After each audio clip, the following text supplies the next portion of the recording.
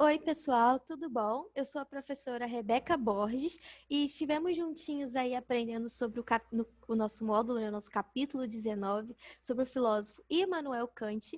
E agora vamos seguir aprendendo mais um pouco sobre ele, agora no nosso capítulo 20, tá? A terceira série. Então, vamos juntinhos aprender mais um pouquinho sobre esse filósofo importantíssimo, tá? Vou espelhar aqui o material para vocês,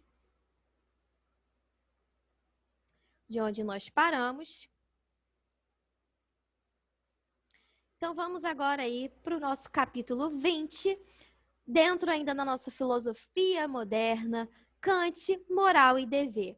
Enquanto no nosso capítulo 19 nós focamos nas discussões metafísicas, entendemos, né, o conceito de revolução copernicana, aqui no capítulo 20 nós vamos focar nos seus conceitos de moral e dever, tá bom? Como esses conceitos se ligam nesse filósofo, tá? Então, vamos seguir. É importantíssimo que a gente compreenda aí esse contexto de iluminismo em que Kant está inserido, né? Ele está falando aí de século XVIII, Kant vem a falecer apenas lá no início do século XIX, então ele vê muita coisa, ele lê muita coisa dentro desse campo aí de construção intelectual desse mundo moderno. Nós falamos na última aula, inclusive, né, sobre essa superação da dicotomia entre racionalismo e empirismo que Kant apresenta aí pra gente. Ele traz aí a sua síntese kantiana, a sua proposta para solucionar esse grande embate, né? Vamos lá, então. Vamos falar aí um pouco desse iluminismo, século XVIII, tá, pessoal? Coloquei aqui pra gente. O iluminismo foi um movimento do pensamento europeu, característico basicamente da segunda metade do século XVIII. Abrange não só o pensamento filosófico. O que eu quis dizer aqui para vocês, pessoal? Que esse iluminismo, esse movimento intelectual moderno, né, da modernidade, aí do século XVIII, ele não é apenas dentro do campo filosófico, ele entra em vários âmbitos, tá, de produção de conhecimento. E eu citei aqui para vocês a literatura, as ciências, a teoria política, a doutrina jurídica, também a filosofia, tá? E aí, a gente usa essa metáfora das luzes, né, com todo o sentido, tá, pessoal? Essa metáfora da luz, essa metáfora dessa iluminação, tá? É justamente aí trazendo o quê? Uma oposição ao que se tinha construído aí em relação ao conhecimento, tá, pessoal? Então, essa metáfora da luz é justamente o quê? Trazendo um conceito para a gente de libertação, tá? A gente vai falar um pouco mais sobre esses conceitos aqui para frente, ok? Então, disse aí que ele é um movimento que abrange diversas áreas do conhecimento, característico aí principalmente da segunda metade do século XVIII, tá bom? E faz uso aí dessa metáfora, né, da luz. Coloquei aqui para vocês: o iluminismo valoriza o conhecimento como instrumento de libertação e progresso da humanidade, levando o homem à sua autonomia e a sociedade à democracia, ou seja, ao fim da opressão. Então, o iluminismo vai ser aí esse movimento intelectual que vai principalmente aí se colocar contra, por exemplo, o antigo regime, tá? E toda a tutela que se deu durante esse período, tá bom? Então, a gente já vai entrar aqui agora, quando eu uso esse termo de tutela, a gente já está entrando aí também dentro do que Kant quer apresentar para nós, vai apresentar para nós, dentro desse contexto aí iluminista, tá, pessoal? E o iluminismo também, gente, vai trazer um grande foco aí pra gente na questão da educação, tá bom? A gente pode citar aí uma importante obra de Denis Diderot, por exemplo, né, a Enciclopédia, como ficou conhecida, né? Que justamente ali é o quê? É um projeto de unir todas as diversas áreas de conhecimento, né? É de ser realmente uma enciclopédia, o que a gente conhece como enciclopédia, né? Aquele livro com diversos verbetes que tem ali uma explicação sobre o que é aquele determinado conceito, né? E nós vamos ver aí o iluminismo trazendo, né, uma centralidade para esse projeto da educação, esse projeto educacional, tá bom? Seguindo, já trazendo aqui para Kant. O pensamento deve ser autônomo, não tutelado. Só o homem poderá atingir o que Kant chama de sua maioridade, ou seja, a possibilidade de pensar por si mesmo, de modo independente.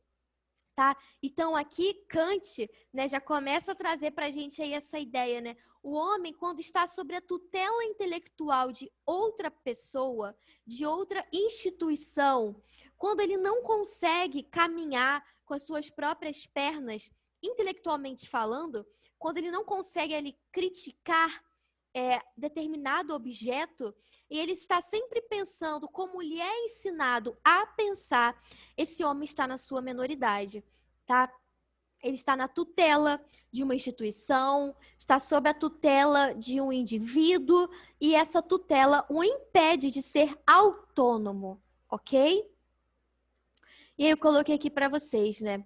Há, nesse sentido, sempre um caráter ético e emancipador no projeto iluminista. Em seu texto, Resposta à Questão que é Esclarecimento, de 1783, Kant afirma que, então, voltando aqui, né? Há um caráter emancipador no projeto iluminista.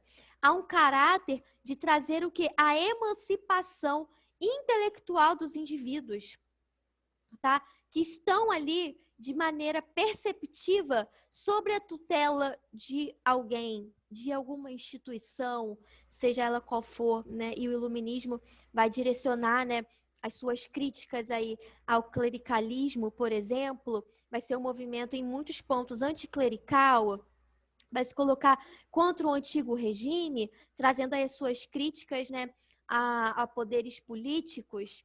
Então, vamos seguindo aqui. O que é esclarecimento aí que Kant vai dizer para a gente?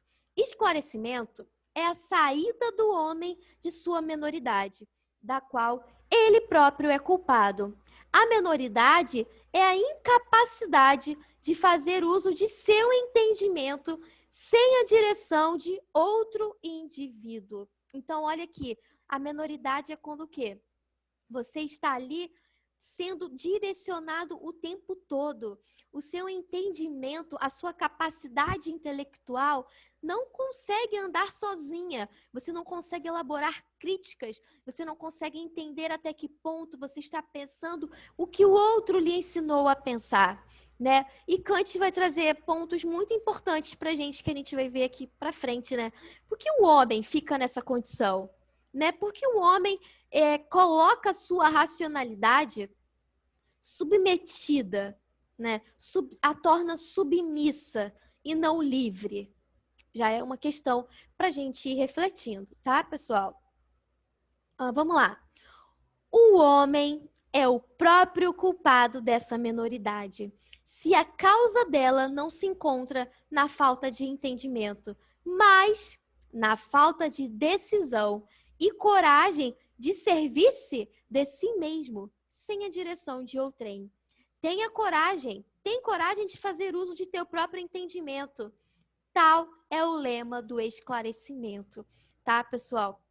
Então, assim, esse é um conceito muito importante que vai estar sendo tratado aí no nosso capítulo 20, tá? Na perspectiva kantiana, dentro desse contexto iluminista, tá, pessoal? Então, o esclarecimento é quando esse homem consegue se desprender dessas amarras intelectuais, né, que estão ali diante dele, tá bom? E essas amarras, elas entram também em outros âmbitos desse indivíduo que está inserido socialmente, tá bom? E ele vai dizer que o homem é culpado dessa menoridade. O homem é culpado de estar tendo ali essa tutela, tendo as suas potencialidades sendo colocadas como submissas a outro, tá? Então ele vai falar, tenha coragem, é uma decisão. Tenha coragem de servir-se de si mesmo, tá? Tenha coragem de fazer uso de teu próprio entendimento, de suas capacidades, de suas potencialidades, tá? De não deixar com que você seja sempre tutelado. Tá bem, pessoal? Seguindo. Fundamentação da metafísica dos costumes, tá, pessoal? E aí, uma outra obra que Kant também vai estar trabalhando e que vai ser aí também explorada e falada no nosso material didático. E eu coloquei aqui para vocês alguns conceitos importantes, tá bom? Hoje, o nosso módulozinho é menor em relação ao módulo anterior, o 19, né?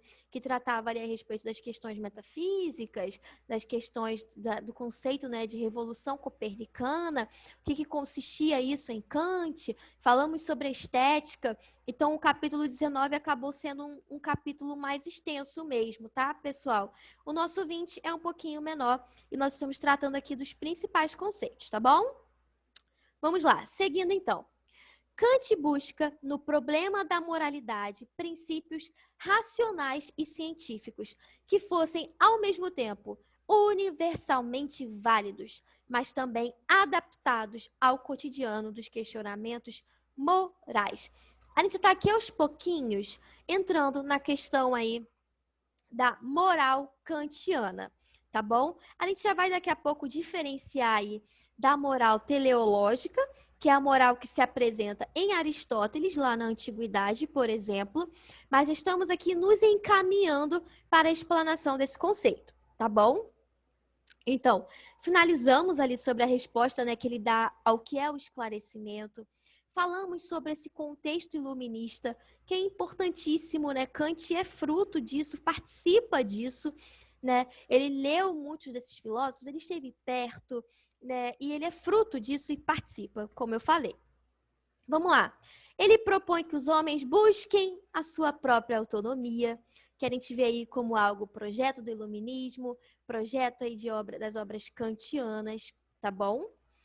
Em sua visão, quando o homem compreende o que significa uma ação autônoma e se dirige para a meta do esclarecimento, de modo a intensificar sua razão mais pura e teórica, ela se torna um fundamento para suas ações. Dessa maneira, a fundamentação racional dos costumes só pode residir na razão e em nada mais. Curiosamente, essa exigência da razão como fundamento contrasta com a leitura aristotélica da ética fundada no hábito. Como eu falei para vocês, essa proposta de construir-se uma ação autônoma, né, que baseia-se, que iniciou-se ali na construção dessa razão mais pura e teórica e que agora está se transformando ali em ações, tá, pessoal? Vai se diferenciar da proposta por Aristóteles, tá? Nós já vamos falar da proposta da moral kantiana, mas a moral aristotélica, né, que se apresenta em Aristóteles, a gente diz aí, na verdade, que é a ética aristotélica, né, na verdade, a ética aristotélica, ela é uma ética teleológica. A palavra teleológica vem de telos, e telos vem de fim. Né? Como a gente estuda sobre a percepção, né, de Aristóteles lá naquela antiguidade, a gente estudou e debatemos, né, sobre o conceito de eudaimonia, por exemplo, que é a felicidade. Por exemplo, as ações dos homens visam um fim. E Aristóteles percebeu que a maioria dessas ações, o fim é o quê? A felicidade, a eudaimonia, tá bom? E aqui, né, essa percepção de Aristóteles, né, que é uma ética que visa o fim da ação, essa ação que me leva à felicidade, por exemplo, vai se diferenciar aí da ética kantiana, tá? A ética kantiana não vai acreditar, não vai aí se colocar como uma ética que foca no fim da ação, tá bom? Então, eu faço determinada coisa para ter algo. Eu tomo essa determinada postura para encontrar a felicidade, tá? E essa ética aqui, né, de Aristóteles, ela é fundada o quê? No hábito, tá bom? Nós tivemos módulos e capítulos aí que a gente falou mais especificamente sobre isso. Aqui estamos focando em Kant, mas é importantíssimo que a gente já faça esse contraste, tá? Porque são éticas que vão se contrastar, tá bom? Então, enquanto Aristóteles vai construir uma ética teleológica, que vem de telos, que visa o fim da ação, tá? A gente vai perceber daqui a pouquinho, né, em que consiste a ética kantiana, tá bom? Então vamos lá. Um conceito muito importante também aí que Kant vai estar trazendo para gente é o conceito de boa vontade. Ele vai estar observando o que torna as ações boas ou ruins, né? Em geral, a gente costuma pensar, né? Poxa, o que torna uma ação ruim é determinada. Desculpa, pessoal. Não sei por que tá. Porque eu sei por que fez esse barulhinho, tá bom? Está até no mínimo som. Enfim, seguindo. O que torna as ações boas ou ruins? Em geral, a gente costuma falar, né? Poxa, aquela pessoa ali, né? Ela teve uma boa ação, ela ajudou muitos pobres, né? Muitas pessoas necessitadas. Mas aí Kant vai levar além, né? Quando a gente pensa o que torna uma ação boa ou ruim, focando no seu fim, a gente pensa dessa maneira, aquela pessoa é muito boa, nossa, olha como ela trata bem a sua sociedade, né? Ali o grupo que ela vive, o coletivo que ela está inserida, como que ela visa o bem do próximo, tá? Mas aí a gente traz algumas questões aí que são bem didáticas. Por exemplo, a pessoa está fazendo isso e está lá tirando selfie. Oi, hoje a gente fez isso, hein? Hoje a gente distribuiu tantas quentinhas, hein? Ó, claro que a gente não está tratando aqui, né, no sentido de que às vezes as pessoas tomam essas atitudes para divulgar seu trabalho, para chamar mais pessoas para ajudarem. O ponto aqui não é esse. É na situação de que a pessoa está fazendo isso para se mostrar. Tá bom? Para se mostrar uma pessoa boa, uma pessoa caridosa. E ela tá lá, ó, tantas quentinhas distribuídas hoje, fizemos e tá tudo registrando lá nas redes sociais, tá? Kant vai falar, enfim, qual foi ali o sentimento nesse momento? O que determina a ação boa ou ruim, a gente liga geralmente a esse fim, né? Ela ajudou as pessoas. Mas qual foi o intuito disso? Tá? É uma reflexão. E coloquei aqui para vocês. Kant propõe, então, o quê?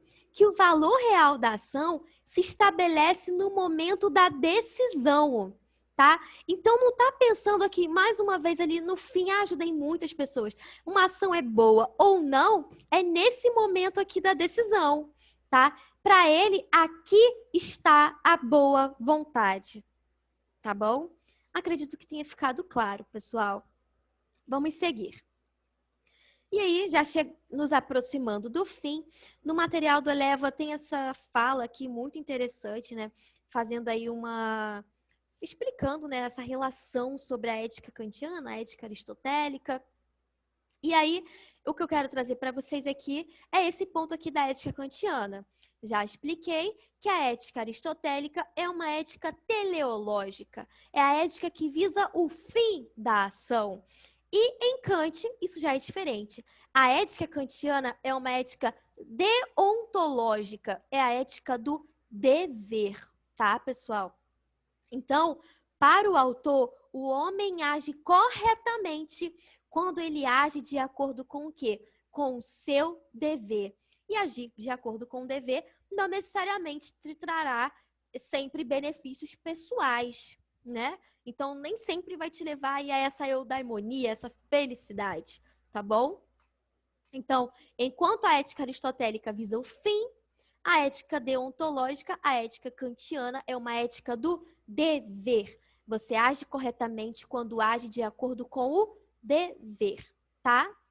Imperativos. Ele vai assinalar para a gente aí a existência de 2 imperativos.